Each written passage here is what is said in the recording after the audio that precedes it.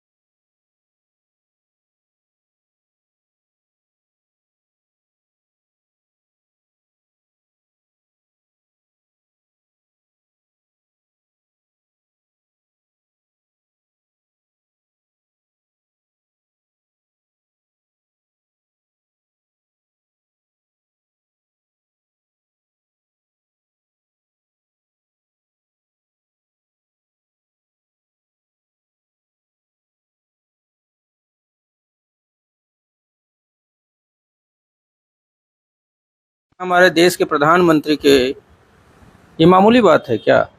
Protocol में वो नहीं, प्रधानमंत्री के कंधे पे कोई हाथ नहीं रख सकता। और प्रधानमंत्री बाकी किसके घर में शादी पे जाते हैं?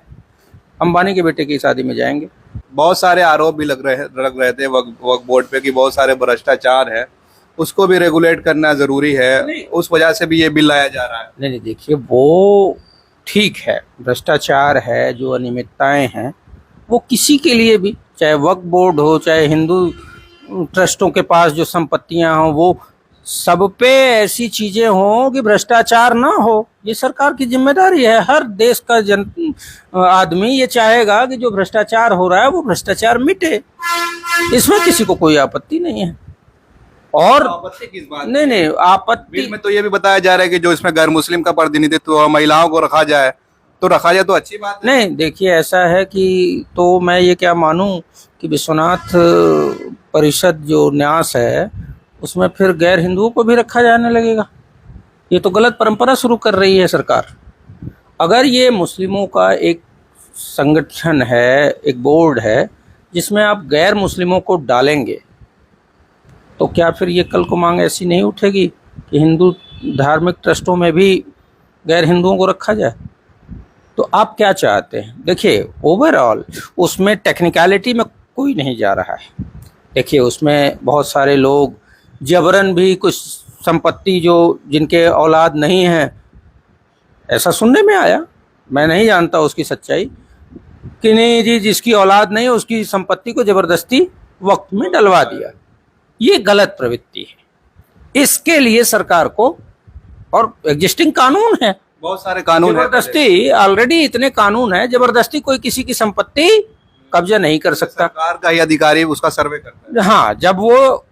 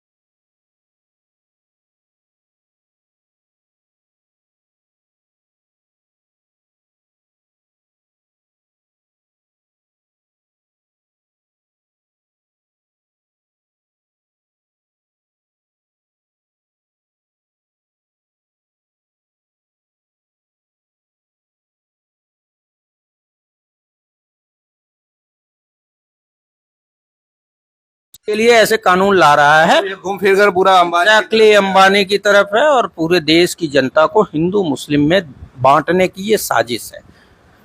बुरी तरीके से जनता ने इस नफरत के एजेंडे को नकारा है, लेकिन मोदी, योगी या भाजपा के पास कोई दूसरा विकल्प ही नहीं है कि वो कोई ऐसी बात करें कि इस नफरत के एजेंडे को नकार दिया जनता ने, तो कोई अच्छी बात बताएं जिससे जनता इनके साथ जुड़े। जनता के मन में एक सवाल ये भी पैदा होता है कि जब इस बार मजबूत इतना विपक्ष है, उसके बाद भी सारे बिल कैसे पास हो जाते हैं? देखिए, बहुमत का जो आंकड़ा है वो उसी से बिल पास होता है, तो वो तो अलग मामला है, वो मैनेजमेंट है, उनका प्रबंधन है।